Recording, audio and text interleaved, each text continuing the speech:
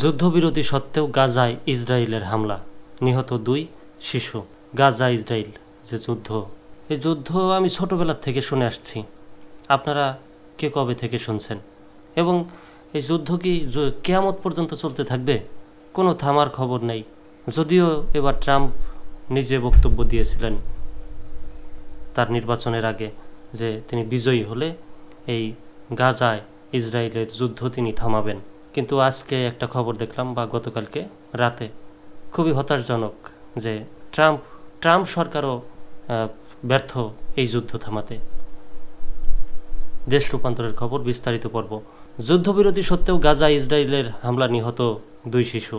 যুদ্ধবিরতি চুক্তি সত্ত্বেও ইসরায়েল প্রায় প্রতিদিনই গাজায় হামলা চালাচ্ছে এবং এতে ঘটছে হতাহতের ঘটনাও।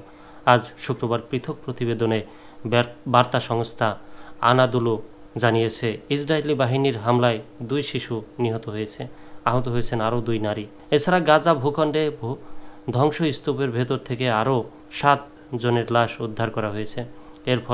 এর ফলে অবরুদ্ধ এই উপত্যকাটিতে নিহতের মোট সংখ্যা 48,520 ছাড়িয়ে গেছে। বার্তা সংস্থাটি বলছে, গতকাল বৃহস্পতিবার পূর্ব গাজা সিটি এবং ভূখণ্ডের উত্তরে বেইত হানুনে ইসরায়েলি ড্রোন হামলায় 2 ফিলিস্তিনি শিশু নিহত এবং আরও 2 নারী আহত হয়েছেন। এর মধ্যে বেইত হানুনে তাঁবুতে বোমা হামলায় 2 বছর বয়সী একটি শিশু নিহত এবং তার মা আহত হয়েছেন বলে চিকিৎসা সূত্র আনাদুলুকে জানিয়েছে। এছাড়া গাজা শহরের পূর্বে সুজাইয়া পাড়ায় ইসরায়েলি ড্রোনের হামলায় 3 বছর বয়সী এক শিশু নিহত হয়েছে বলে একটি চিকিৎসা সূত্র তুর্কি সংবাদ মাধ্যমকে জানিয়েছে। সূত্রটি জানিয়েছে, উত্তর গাজায় বেইত হানুনে ড্রোন হামলায় 1 নারীও আহত হয়েছেন।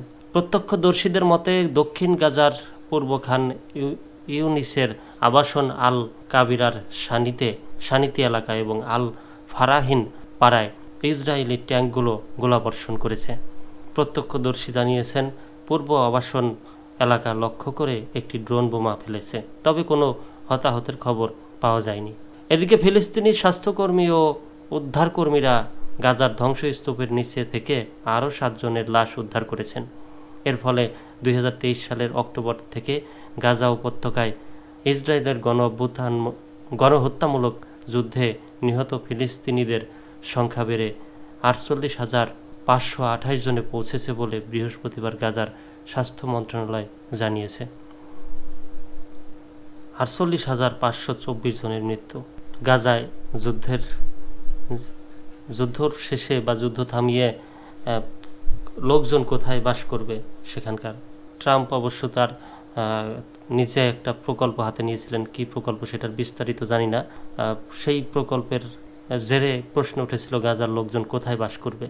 তো একটা পক্ষ দাবি করেছিলেন সৌদি আরবের একটা অংশ হতে পারে গাজার শহর বা এরকম একটা কিছু, কিন্তু সৌদি আরব সেটা বা সৌদি প্রিন্স সেটা নাকচ করেছেন। মন্ত্রণালয়ের এক বিবৃতিতে বলা হয়েছে, ইসরায়েলি গোলাবর্ষণে গত 24 ঘন্টায় 2 জন ফিলিস্তিনি মারা গেছেন ও 7 জনের লাশ উদ্ধার করা হয়েছে এবং তারাও প্রাণহানির এই সংখ্যার মধ্যে রয়েছেন। এছাড়া আহত আরও 14 জনকে হাসপাতালে ভর্তি করা হয়েছে, যার ফলে 2023 সালের অক্টোবর থেকে ইসরায়েলি আক্রমণে আহতের মোট সংখ্যা বেড়ে 1,11,955 জনে দাঁড়িয়েছে। লক্ষ লক্ষ মৃত্যু হচ্ছে শুধু হামলা করে।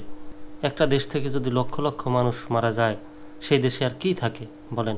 মানুষ কিভাবে কাজ করবে, কিভাবে বাজারঘাট, কিভাবে তাদের জীবন বাঁচানোই তো বড় খরচ হয়ে দাঁড়িয়েছে তাদের।